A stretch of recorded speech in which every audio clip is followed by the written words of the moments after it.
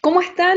Nuevamente estamos en una entrevista en temas internacionales en el canal de YouTube del Programa de Estudios Europeos de la Universidad de Concepción y por supuesto que tenemos que entrar a analizar el tema de las elecciones en Alemania, el término del mandato de 16 años de Angela Merkel y para eso nuevamente tengo el gusto de conversar con Thomas Sparrow, quien está justamente en Alemania y que es corresponsal de la Deutsche Welle y además de France 24 y que antiguamente había estado también siendo corresponsal en la BBC en Estados Unidos. ¿Cómo estás, Tomás?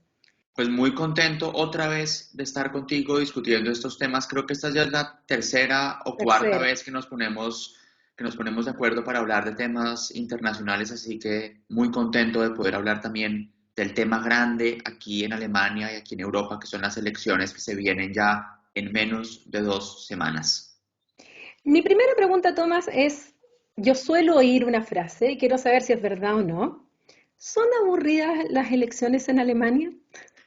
Depende de a quién le preguntes. Lo que pasa es que son muy difíciles de entender las elecciones en Alemania. No son elecciones como las que uno ve en Estados Unidos, que son también un show mediático con una cantidad de mítines políticos, con todo tipo de entrevistas y de show alrededor de la elección. Aquí es mucho más sosegado, mucho más calmado y mucho más difícil de entender.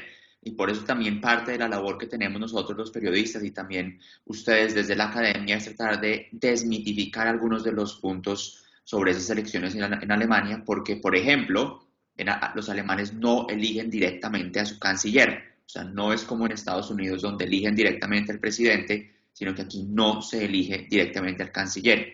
También es muy difícil entender que en Alemania la gente vota 2 veces o que tiene 2 votos, no uno solo, sino dos, y que el Parlamento no tiene siempre la misma cantidad de miembros, sino que eso varía dependiendo de por quién voten las personas en los diferentes estados del país. Lo vuelve aún más complicado el hecho que Alemania es un país federal con 16 estados que en muchos temas tienen sus propias decisiones, cultura, educación. Todos esos temas hacen que la elección en Alemania sea muy difícil de entender y que para algunos, por tanto, también sea aburrida. A mí me encantan, porque me parecen además muy interesantes de explicar. Llevo, por ejemplo, semanas tratando de explicar cómo funcionan las elecciones en Alemania. Todo esto que hablamos ahora de pues, que no eligen al canciller directamente, que es el Parlamento el que elige al canciller, que la gente tiene 2 votos, uno por un miembro o pues por un candidato del lugar en el que viven y otro por un partido, que es segundo voto, es el que determina la proporción de parlamentarios en el Parlamento, pero que a veces pasa que el primer voto y el segundo voto no están de acuerdo y por esto nos toca agregar candidatos de un lado y del otro y se vuelve un Bundestag, un parlamento enorme. A mí personalmente me encanta, pero entiendo que es difícil y que sobre todo es difícil para personas que no necesariamente están familiarizadas con el tema y que por ser tan difícil se crean también barreras de comprensión que hacen que a muchos les parezcan aburridas las elecciones. Sí, efectivamente. Bueno, yo al igual que tú, me encantan las elecciones en Alemania, las vengo siguiendo hace mucho tiempo. Y este año además tiene un agregado que le da un nerviosismo, y un nerviosismo no solamente en Alemania, sino que en Europa y en general, yo diría a nivel internacional, que es el término del mandato de Angela Merkel. Porque en las elecciones anteriores, bueno, ella iba como la líder de esta coalición entre la democracia cristiana alemana con los socialcristianos de Baviera, por lo tanto siempre estaba en juego su cancillería de alguna manera. Pero hoy día ya anunció que no va como cabeza lista, no va como la líder de la coalición o la líder del partido, y por lo tanto ya sabemos que por lo menos durante un tiempo seguramente va a seguir siendo canciller, ya lo vamos a explicar, pero ya llegará algún momento en que deje definitivamente de ser la canciller que durante 16 años gobernó Alemania. Primero, ¿cuáles crees tú que son es el principal o los principales legados, porque hay muchos, de Angela Merkel de estos 16 años que estuvo en, a cargo del poder no solamente de Alemania, sino que también de la Unión Europea y también transformándose en un momento en esta líder del mundo libre, sobre todo cuando Obama en su último viaje al exterior fue justamente a Berlín a despedirse de Angela Merkel, más o menos pasando un testimonio, porque en Estados Unidos ya había ganado Donald Trump. Antes de eso, dos otros elementos sobre las elecciones en Alemania que van a entender también por qué Merkel tomó la decisión de salir del poder en este momento. Uno es que las elecciones el 26 de septiembre no marcan el final de un proceso político, sino el comienzo de un proceso político, porque en Alemania, a diferencia de otros países como Estados Unidos o incluso como varios países de América Latina, los gobiernos se forman a través de coaliciones. Entonces, lo que pasa después de estas elecciones del 26 de septiembre es que los diferentes partidos van a empezar a negociar y a discutir hasta que se forma una coalición. Y Angela Merkel tuvo muchísimos problemas para formar una coalición en 2017. De hecho, estuvo 5 meses negociando con diferentes partidos hasta que no le quedó otra opción que volver a unirse con los socialdemócratas del SPD para formar lo que aquí en Alemania se llama una gran coalición. Ese es un punto. Ahí ya el poder de Merkel estaba mermado. El segundo punto es que lo habitual en Alemania es que el poder se refrende en las urnas. En otras palabras, no es como en otros países donde hay un límite al número de periodos que puede estar un presidente o un jefe de gobierno, sino que en Alemania pues eso dura muchos años. Pueden ser 4, pueden ser 8, pueden ser 12, pueden ser 16, pueden ser incluso más. Lo normal es que se refrende en las urnas.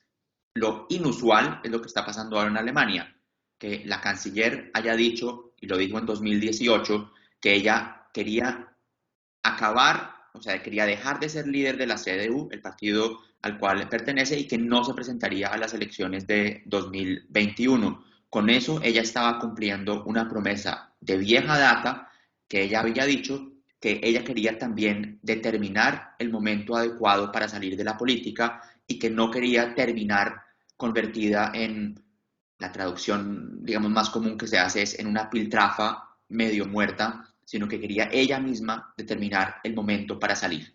Y así fue lo que pasó. Entonces, por eso es tan inusual este momento, porque no solamente estamos hablando del comienzo de una nueva era política, sino también del final de una era política al mismo tiempo. Y eso no significa que el 26 de septiembre o el 27 de septiembre Angela Merkel vaya a salir con su maleta de la Cancillería y ya no lo vamos a ver, sino que muy probablemente Merkel vaya a estar semanas, si no meses, como jefe encargada del gobierno, canciller encargada, hasta que se forme una nueva coalición que ya tome las riendas en el momento en el que se acuerde el acuerdo de coalición. Así que es un tema muy difícil. Si hablamos específicamente del legado de Angela Merkel, claro, hay muchísimos legados, ya lo decías tú. Yo creo que hay que diferenciar en el legado de Angela Merkel a nivel internacional, o sea, la imagen que deja ella a nivel internacional y la imagen que deja ella a nivel local. Cuando uno mira la imagen que deja Merkel a nivel internacional, es la imagen que tú dices, la jefe del mundo libre, una persona que en momentos de mucha dificultad apostó por recibir refugiados aquí en Alemania en 2015, una canciller que afrontó una crisis tras otra, es la canciller de las crisis, crisis de la eurozona, crisis financiera, crisis de refugiados, la pandemia, la crisis climática. Es una canciller que se convirtió en la líder de Europa, de la Unión Europea. El primer ministro de los Países Bajos, Mark Rutte, dijo hace unos meses que cuando Merkel habla, los demás jefes de gobierno dejan sus bolígrafos en la mesa y escuchan, porque Merkel está hablando. Entonces, ese es el legado que queda a nivel internacional. Una líder que de verdad representó los valores europeos a nivel internacional y que aumentó el poder político de Alemania a nivel internacional. El legado aquí a nivel nacional, el que se discute en Berlín, es un poco más ambiguo, un poco más ambivalente. Los alemanes eligieron a Merkel una y otra vez porque garantizaba estabilidad, algo muy importante en Alemania. Alemania no es un país que cambie o se mueva muy rápido, es un país de procesos lentos.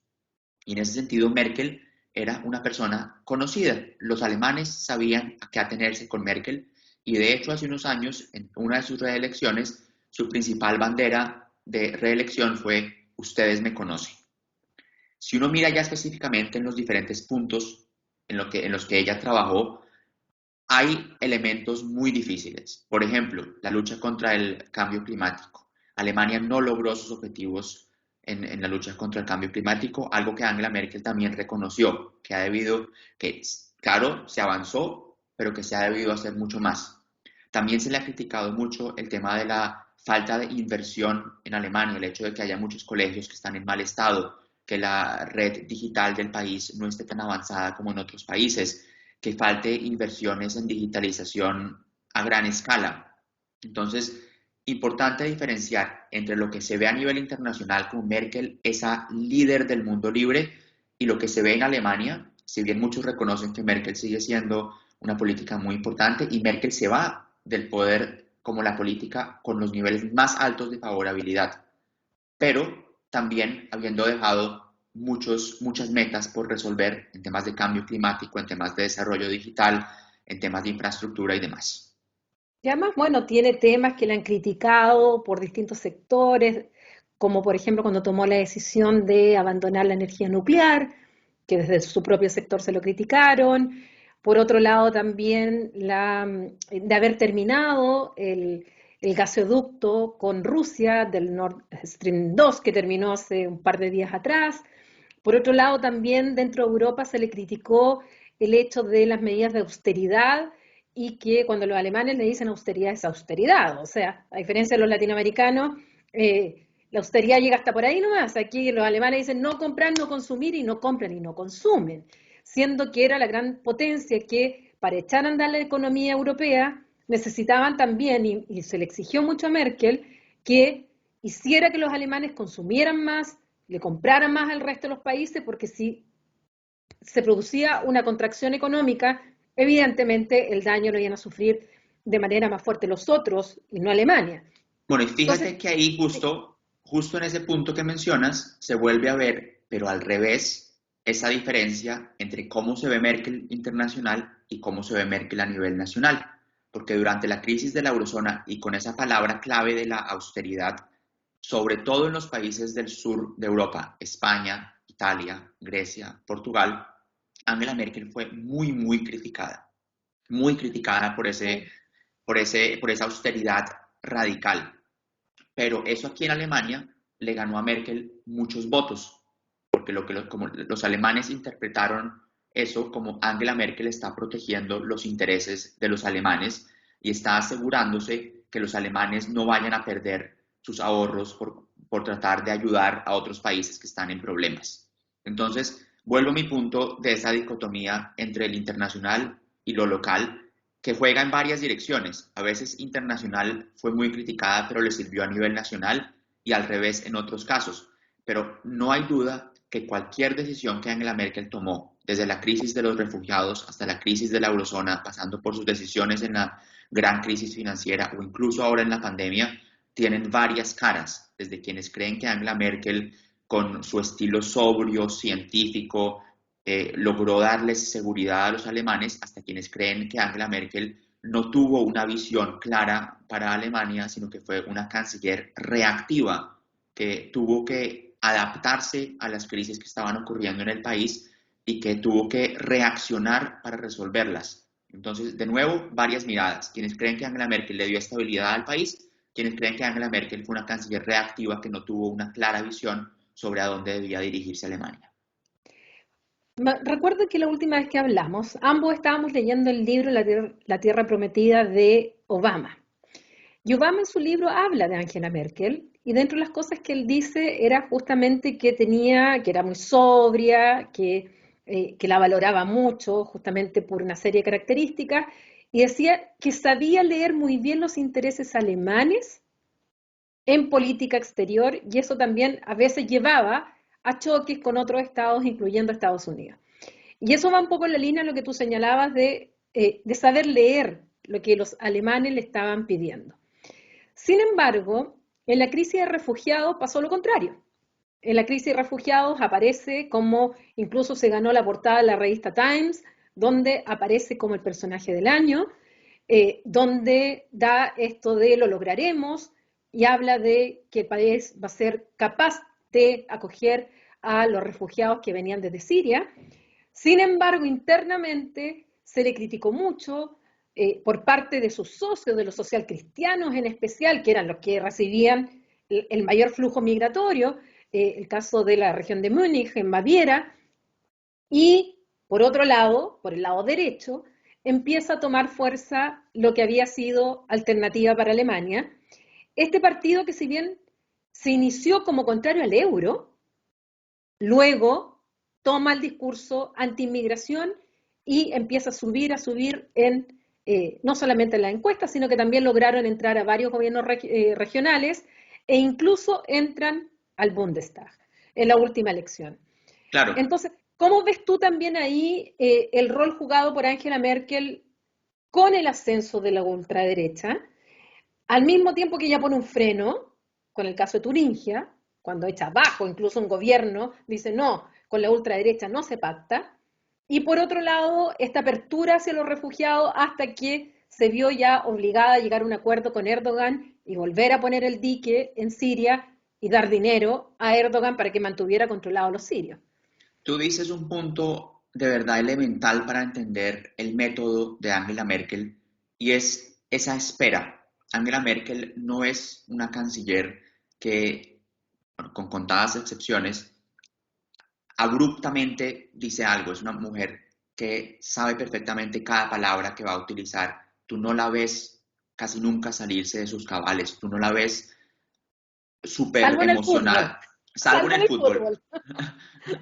No la ves emocionada, sino que es alguien que de verdad, los alemanes saben a qué atenerse con Angela Merkel.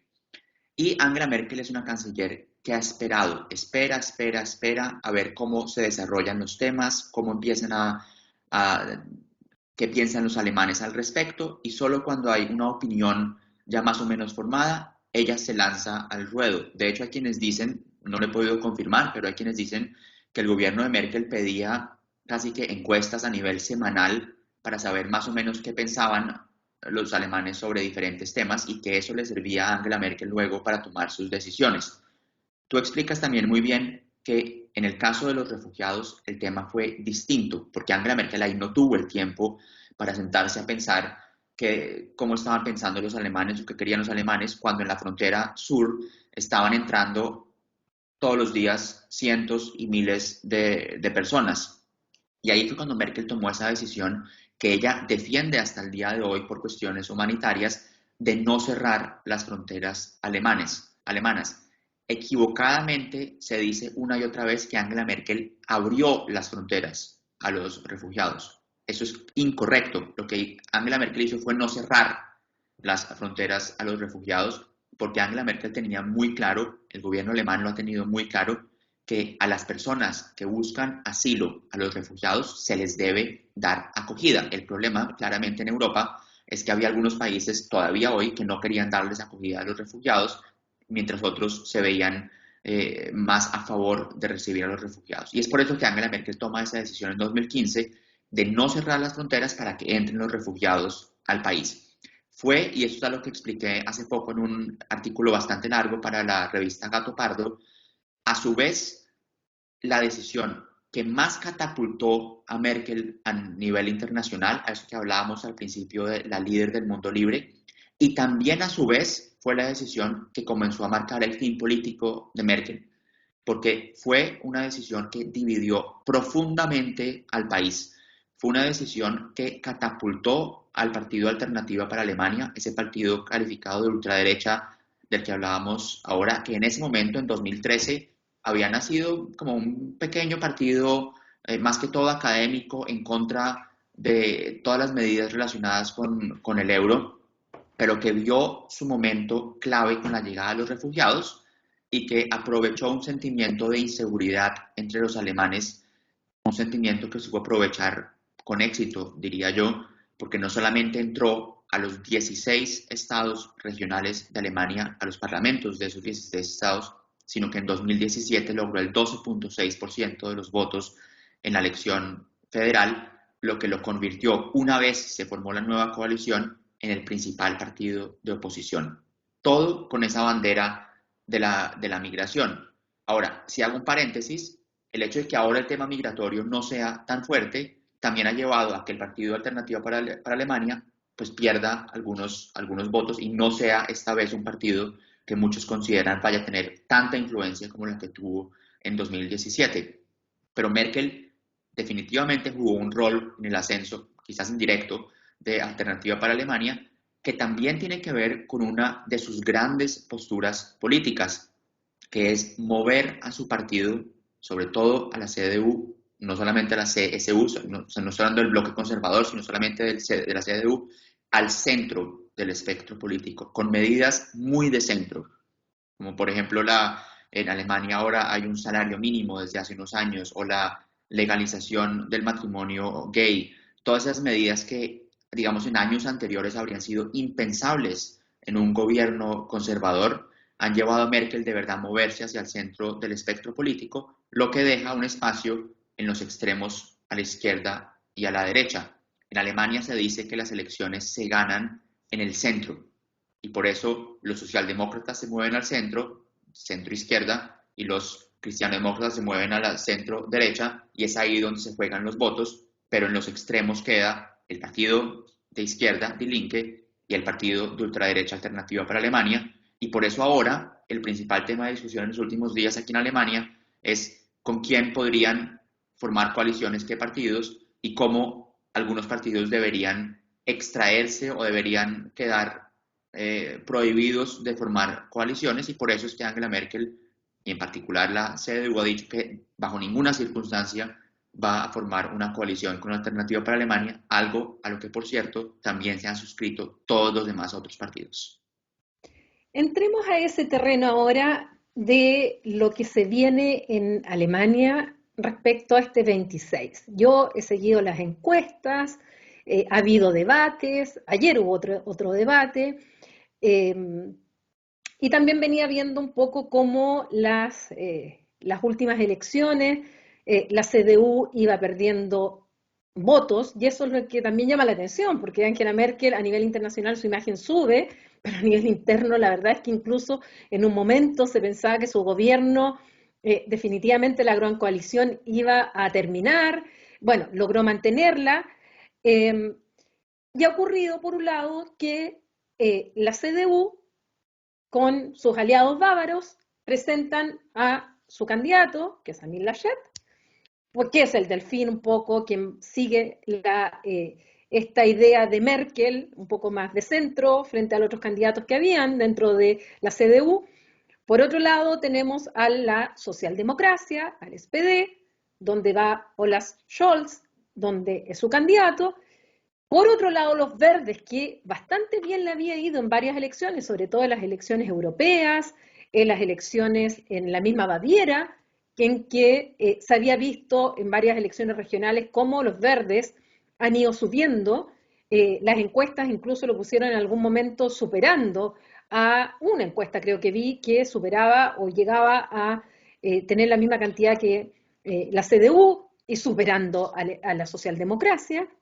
Y tú también nos hablabas de los otros dos grandes partidos, o sea, no grandes partidos, porque están dentro del juego, Alternativa para Alemania dentro de la ultraderecha, la izquierda, más la izquierda radical, y además hay un partido liberal. Esos son más o menos los partidos políticos que están jugando en esta campaña. Esta vez, a diferencia de la elección anterior, yo no sé porque no lo he visto, por eso te pregunto, la CDU con el SPD ya dijeron de antemano que no quieren una gran coalición, porque yo recuerdo que en la elección anterior ambos dijeron, sobre todo el SPD dijo, no queremos una nueva GroKo, no queremos una nueva gran coalición, porque terminamos siendo los secundones de la gran coalición, los beneficios se los lleva Merkel y los conservadores, y nosotros finalmente seguimos perdiendo y perdiendo y perdiendo en las elecciones. Y vino eso que tú señalabas, de que estuvieron meses negociando, tratando de hacer me encantan los nombres de las coaliciones, es como en Bélgica también que le ponen nombre a las coaliciones según el color político de los partidos, entonces habló de la coalición jamaica. Entonces se sentaron a negociar en aquella época los conservadores, la democracia cristiana de Angela Merkel, con los verdes y con los liberales. Y yo recuerdo, yo estaba en Nuremberg, cuando se rompe esa negociación, se paran los liberales de la mesa y dicen no va más, con los verdes no llegamos a acuerdos, sobre todo en tema de inmigración, se acabó la negociación. Y tú mismo contaste que finalmente se vieron presionados porque llevaban récord desde que existe la República Federal Alemana en que no formaban gobierno, hasta que llega esta nueva gran coalición de nuevo. En estas elecciones en que ha fluctuado tanto, hay tanta volatilidad, yo veo las encuestas que suben, que bajan, que los verdes suben, que los verdes bajan, que la socialdemocracia hoy día aparece, cuando ya la damos casi por muerta, hace un par de encuestas atrás, ahora de nuevo subió, vino el tema de las inundaciones, el perfil del candidato al SPD, parece que se ha manejado mejor en la campaña de lo que se ha manejado Amin Laschet. Por otro lado, la candidata verde, que creo que dentro de todo se ha manejado bien, pero ha metido un poco las patas en algunas cosas. Bueno, ¿cómo se ven las cosas ahora en esto del 26? Porque creo que hay bastante volatilidad y hay bastante incertidumbre de cómo vayan a quedar, en definitiva, los partidos listos para la pole position luego para entrar a negociar esta formación de gobierno. Volatilidad es sin duda la palabra clave aquí. Si algo está claro es que nada está definido. O sea, no es como en elecciones anteriores donde uno más o menos podía saber cómo podían formarse las coaliciones después de los comicios. Te pongo un ejemplo concreto. En mayo, los verdes estaban liderando las encuestas. Antes de mayo era la CDU, o sea, la Unión Cristiano-Demócrata con los aliados bávaros que estaban liderando las encuestas. Nadie hablaba aquí en Alemania de los socialdemócratas del SPD y de Olaf Scholz. Nadie habría apostado a que hoy, a falta de 2 semanas de las elecciones, los socialdemócratas de Olaf Scholz estuvieran liderando en las encuestas a la Cancillería. Es un tema que ha cambiado tanto en las últimas semanas que es muy difícil hacer predicciones sobre cuáles coaliciones podrían formarse después de las elecciones, porque por un lado depende de los porcentajes y por el otro lado depende de los partidos que se sienten a negociar y de los compromisos que encuentren. Es uno de los grandes beneficios y los grandes problemas de Alemania, esa búsqueda obligatoria de compromisos. Entonces, los últimos meses aquí en Alemania han sido de verdad de enorme volatilidad. Yo he escrito artículos para France 24 sobre el ascenso de los verdes, sobre el declive de los verdes, sobre el ascenso de los conservadores, sobre el declive de los conservadores, sobre el ascenso de los socialdemócratas. Y es de verdad muy difícil saber exactamente qué va a pasar el 26 de septiembre. Hay, O sin sea, lo embargo, menos que tienen los alemanes es estabilidad, que es lo que más aman en política y en la vida. exactamente, lo menos que tienen en este momento es estabilidad. Es un gran problema que está generando aquí en Alemania esta incertidumbre y también la polarización política. En Alemania, durante décadas, lo normal era que hubiera un partido grande, ya sea la Unión, o sea, la CDU-CSU o los socialdemócratas, con un socio minoritario mucho más pequeño, los verdes o los liberales, casi siempre los liberales, y así se formaban los gobiernos. Y las elecciones anteriores demostraron que eso ya no es tan fácil. De hecho, por eso Angela Merkel se vio casi que forzada a, durante mucho tiempo, tener una gran coalición con los socialdemócratas. Y esto se refleja también ahora en un ambiente mucho más polarizado. El panorama hoy, a 2 semanas de las elecciones, es el siguiente. Los socialdemócratas están liderando en las encuestas, no por mucho, sobre pues la CDU-CSU, o sea, el bloque conservador. En tercer lugar están los verdes. Y luego están los otros. Aquí en Alemania, aquí se diferencia entre dos cosas. Se diferencia entre los partidos que tienen un candidato a canciller, que son los tres grandes partidos, bloque conservador, socialdemócratas y verdes, y los otros partidos que son o socios minoritarios potenciales, como los liberales, o bueno, ya no, la izquierda no y el AfD tampoco, pero son partidos que de alguna manera van a jugar un rol importante en el próximo Parlamento.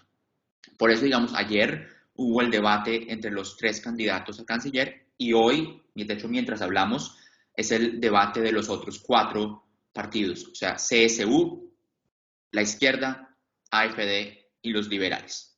Y la gran pregunta es qué va a pasar después del 26 de septiembre. Como dije al principio, la elección del 26 de septiembre no es el final del proceso político, sino el comienzo del proceso político que puede durar mucho tiempo más en esa búsqueda de coaliciones. Hay que preguntarse por qué, digamos, los socialdemócratas lograron pasar de prácticamente muertos, como decías tú, Sí, a liderar ahora en las encuestas. Y eso tiene que ver, a mi modo de ver, con dos casos concretos. Uno, el hecho de que los otros dos candidatos se han peleado todo el tiempo y han cometido un error tras otro error.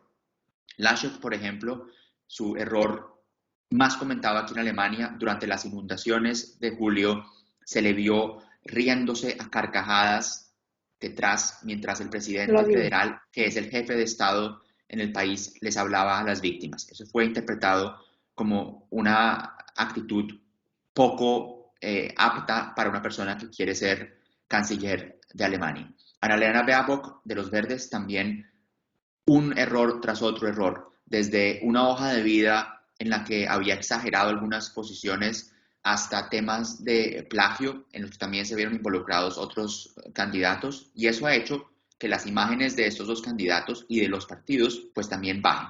Y por el otro lado, Olaf Scholz, que es un candidato que algunos califican de pues, medio aburrido y medio parco, no ha tenido ninguno de esos escándalos, y por otro lado es el candidato de los tres que tiene mayor experiencia de gobierno, algo que reconocen los alemanes. Olaf Scholz es actualmente el vicecanciller de Alemania y el ministro de Finanzas, que además tiene algunas de las funciones más importantes en el actual gobierno. Es el ministro, por ejemplo, que está encargado de la recuperación económica tras la pandemia. No solamente él, pero sí es uno de los ministros que está encargado de ese tema, o es uno de los ministros que está encargado de la recuperación económica en las zonas afectadas por las inundaciones. Entonces ha tenido un perfil muy importante, especialmente en los últimos meses, que hace que para los alemanes Olaf Scholz sea el candidato, digamos, con mayores credenciales para asumir el gobierno del país, mucho más que Armin Laschet, que es el líder regional del estado más poblado de Alemania, Renania del Norte-Westfalia, o Annalena Baerbock, que es una política que no ha tenido experiencia de gobierno. Escuchándote, me recuerdo un seminario en el que lamentablemente no pudiste participar y te habíamos invitado, en el cual Franco de Ledone, que también vive en Alemania, planteaba algo súper interesante, y escuchándote me viene de nuevo esa idea, que el perfil de Olaf Scholz, tal como lo estás planteando, es muy merkeliano. Es como la continuidad de Merkel, la sobriedad, el mantenerse dentro del centro, porque además a Merkel, una de las cosas que le criticaban de la parte más de derecha, de la CDU o de la CSU, era que ella había socializado el partido, o sea, se había ido demasiado al centro pasándose a la izquierda. Entonces encontraban que se había puesto media socialista Angela Merkel y le criticaban eso. Entonces, ahora cuando tú me hablas del perfil de Scholz, y, y recuerdo lo que dijo en ese momento Franco, va un poco en esa idea que al final termina siendo él más merkeliano que el propio Laschet, que es supuestamente su delfín, y que es un poco, porque yo decía que se parece mucho al fenómeno acá de Michelle Bachelet en un momento. Michelle Bachelet, que externamente tenía una imagen muy buena, internamente era criticada, pero de todas maneras salió de su primer gobierno con un altísimo porcentaje de popularidad, pero su coalición perdió la elección. O sea, ella no era capaz de transmitir su propia popularidad a su propia coalición. Entonces yo pensaba, bueno, le está pasando un poco eso a Merkel. Merkel no traspasa su popularidad a su coalición, pero a lo mejor sí se la está traspasando a la forma de ser de un canciller y que al final el continuador es Scholz. Y eso sí que sería una paradoja en Alemania. Claro, entonces yo también creo que hay que, para entender primero eso de Merkel, yo sí creo que hay una diferencia clara entre la popularidad de un político y la popularidad de un partido. Es algo que se ve también claramente en los últimos años aquí en Alemania y se refleja también en el hecho de que cuando un líder, digamos, que ha estado mucho tiempo en el poder, deja el poder, en este caso Angela Merkel después de 16 años, su bloque conservador se encuentra en una crisis que es de tratar de mirar hacia dónde van y quién va a liderar el partido en la siguiente etapa.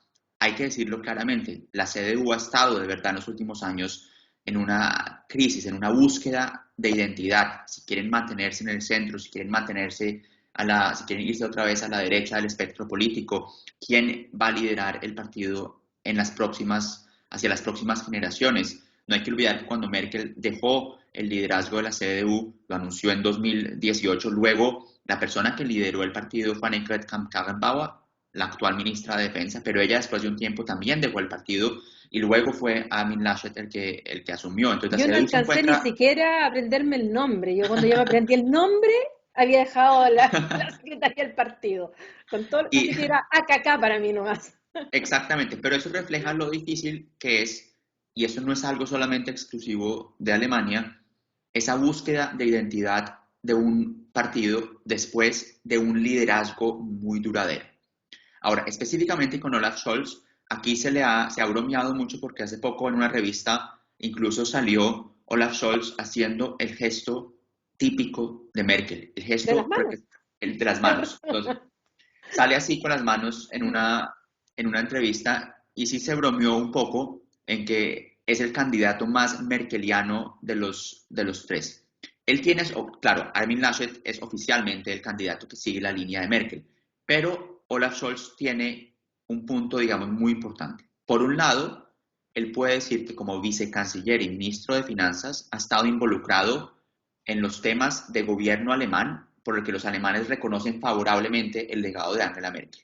Pero por el otro lado, por ser miembro del SPD, o sea, el socio minoritario de la coalición, también puede distanciarse lo suficiente de los conservadores en los temas más controversiales. Entonces puede jugar la doble carta de decir que es parte del gobierno, que ha sido parte del gobierno en temas importantes y que por tanto él tiene la experiencia para liderar el Ejecutivo, pero por el otro lado que se diferencia lo suficiente de los conservadores como para querer liderar el próximo gobierno con los socialdemócratas como la fuerza principal en Alemania.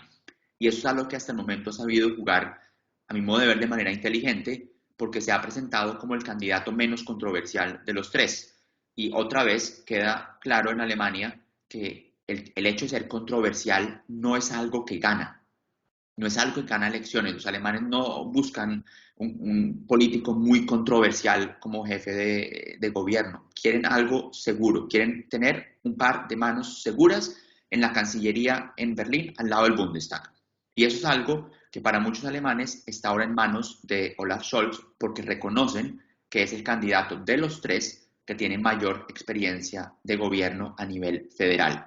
Pero hago la advertencia que como tantas cosas han cambiado en los últimos meses, en las próximas 2 semanas también podría pasar algo que otra vez nos cambie todo el panorama y que nos ponga a hablar de manera distinta de las elecciones alemanas. Pero ese es el panorama a día de hoy. Ahora, como es un sistema parlamentario, como tú bien lo has explicado, y sobre todo para aquellos que nos ven desde América Latina, que nosotros tenemos un sistema presidencial totalmente distinto, eh, puede perfectamente ocurrir que el partido más votado finalmente no tenga el gobierno, porque eso va a depender justamente de las coaliciones que se formen. Entonces podría perfectamente ganar la socialdemocracia, pero tal vez no le alcance para formar gobierno y si lo haga la democracia cristiana con otros socios, o al revés. Hay una coalición de la cual se ha estado hablando, que de lo que me has dicho tú la descartas, pero yo he leído que podría darse dentro de esta incertidumbre, que es aquella coalición que le llaman semáforo, que es lo social, la socialdemocracia con los verdes y con la izquierda. ¿Crees tú que es posible que pudiera eventualmente, estamos especulando, pero dentro de las coaliciones, que se pudiera negociar e incorporar a una coalición a la izquierda, y en ese caso quedaría fuera tanto los conservadores como también los liberales? Pues de poder se podría si los números se dan el 26 de septiembre. La pregunta es si lo harían, porque Mm. la izquierda se ha presentado como un partido muy controversial en temas que son muy importantes para Alemania. Se ha mostrado con escepticismo, por ejemplo, sobre la participación alemana en la OTAN, un tema Mm. muy importante. O hay otros temas en los que la izquierda también ha mostrado opiniones que van un poco en desacuerdo con el mainstream político de Alemania y es por eso que la discusión ahora aquí en Alemania, y se vio ayer, por ejemplo, domingo en el debate televisivo, es hasta qué punto la socialdemocracia podría o no buscar esa coalición de gobierno con la izquierda. Es claro que la socialdemocracia y los verdes comparten muchos temas, de eso nadie duda, que los verdes podrían perfectamente hacer una coalición de gobierno con los socialdemócratas. El problema es que hasta ahora no les alcanza, entonces tendrían que buscar un tercer socio. Los conservadores le han pedido a Olaf Scholz una y otra vez que descarte esa búsqueda de coaliciones con la izquierda. Olaf Scholz se ha mostrado un poco tímido en ese descarte, diciendo que para él hay líneas rojas, líneas claras, digamos, en cuanto a sus políticas y que una de esas, por supuesto, es que Alemania debe reconocer ese rol que juega dentro de la OTAN, pero no ha descartado del todo que se va a sentar a negociar o a discutir por lo menos opciones con la izquierda. Entonces, yo creo que es una coalición muy difícil. Es una coalición muy difícil porque la izquierda es, para el mainstream político alemán, un partido incómodo. De ninguna manera tan incómodo como alternativa para Alemania al otro lado del espectro político, pero sí es un partido que incomoda algunos de los estándares claros que ha tenido Alemania en los últimos años y que incluso llevó, por cierto, a que Angela Merkel también criticara a Olaf Scholz recientemente por no descartar de plano esa coalición con la izquierda. Yo creo que es una coalición improbable, más no imposible, dependiendo de los números. Creería que más bien las coaliciones van a tender, muy probablemente van a incluir a los verdes y dependiendo de cómo se muevan las cosas, podrían incluir por un lado a los conservadores o por el otro lado a los socialdemócratas y puede haber una necesidad de un tercer partido que podrían ser los liberales, aunque los liberales también tienen posiciones muy distintas sobre, pues en relación con los socialdemócratas y con los verdes, por ejemplo, también en los temas clave de los verdes como el cambio climático. Mm. Bueno, se ve bastante complicado ahí el ajedrez, cómo las piezas van a jugar, va a depender mucho de, como tú señalabas, de cuánto apoyo ciudadano van a tener cada uno y de eso va a depender en definitiva las conversaciones. Yo te iba a preguntar sobre el rol de Angela Merkel. ¿Ella se mete en el discurso político, se mete en campaña o se mantiene más bien al margen y no está directamente con la política contingente? ¿Cómo juega el rol de Angela Merkel en esta campaña en que ella no es candidata? Angela Merkel, por supuesto, sigue jugando un rol importante al ser la política con los niveles más altos de favorabilidad del país, pero Angela Merkel al mismo tiempo dijo hace mucho tiempo que ella no quería meterse en la campaña política. Sin embargo, lo que ha pasado en los últimos días, que digamos en América Latina o en otros países podría no parecer muy inusual, pero que para Alemania sí es inusual, es que Angela Merkel utilizó un discurso en el Bundestag, probablemente uno de sus últimos discursos en el Bundestag, para pedir un gobierno de Armin Laschet, un gobierno liderado por su partido, porque era, en su opinión, un gobierno de centro que continúa, por supuesto, con su legado. En otros países puede no resultar inusual que un jefe de gobierno apoye al candidato de su propio partido, pero en Alemania y especialmente para Angela Merkel sí lo ha sido en los últimos días. Es algo que fue de verdad descrito como sorpresivo el hecho de que Merkel utilizara un discurso en el Bundestag para pedir por votos pues para el candidato de su partido, Armin Laschet, y también lo que comentaba antes de la crítica a Olaf Scholz, su vicecanciller, por no descartar completamente esa coalición con la izquierda. Pero Angela Merkel ha dicho que no va a ser una ex canciller, digamos, incómoda.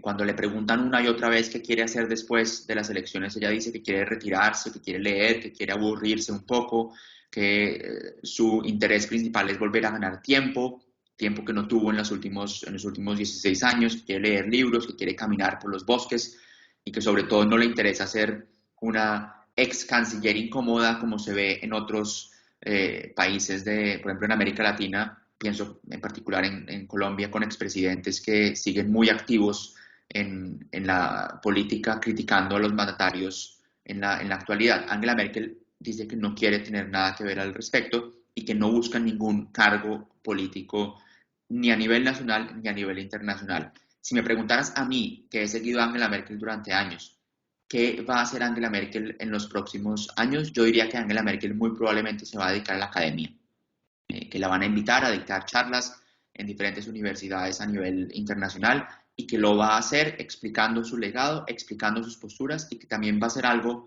para ella exitoso, porque Angela Merkel deja el poder, como ya lo decíamos al principio de esta conversación, como una política que a nivel internacional de verdad tiene una imagen muy favorable, ya sea con el tema migratorio, incluso con el tema de cambio climático. Angela Merkel fue muy importante a nivel internacional para buscar acuerdos de cambio Mm. climático, u otros temas también, mientras que a nivel nacional, pues Angela Merkel, como ya decíamos, sigue siendo una política con altos niveles de favorabilidad, pero también con sombras que se le están criticando ahora, que todo el mundo está hablando también de su legado. Bueno, yo te agradezco, Tomás, de nuevo este análisis tan detallado de cómo están las cosas. Vamos a ver en 2 semanas más si esto sigue igual, si algo cambia, si hay sorpresas y sobre todo vamos a ver, y yo creo que eso es, se da casi por sentado que Angela Merkel obviamente no se va el 26 de septiembre. Quizás cuánto tiempo va a seguir ahí a cargo de los asuntos corrientes, de solo administrar el país y no tomar decisión, como como ocurre en los sistemas parlamentarios, hasta que se pongan de acuerdo. Vamos a ver, queda mucho todavía, mucha historia. Así es que te agradezco y bueno, seguro que vamos a conversar de nuevo y te vamos a seguir viendo también en donde tú trabajas, los canales que trabajas con tus reportes y tus análisis. Muchas gracias y como hicimos también en las veces anteriores, te confirmo aquí de manera oficial que podemos volvernos a encontrar para otra sesión cuando las elecciones hayan pasado para ya mirar más en detalle cómo podría ser el próximo gobierno de Alemania y también, que quizás esto puede ser importante, cómo podría ser el próximo gobierno de Alemania en temas de política exterior. Podemos mirar cómo podría cambiar la política alemana en relación con Rusia, con China, con Estados Unidos, también con América Latina, porque puede haber cambios interesantes dependiendo de qué coaliciones se puedan formar. Por supuesto, y con Francia, que hay elecciones el próximo El año, próximo hay año, el núcleo duro de la Unión Europea, nerviosos, indudablemente viendo las encuestas también cómo van en Francia, con lo que puede ocurrir en Alemania, que sabemos que es justamente el motor ahí del proceso de integración. perfecto. Anotado, quedamos de acuerdo, así es que va a haber un nuevo capítulo de conversación. Gracias, Tomás. Ok, mucho gusto. Chao. Chao.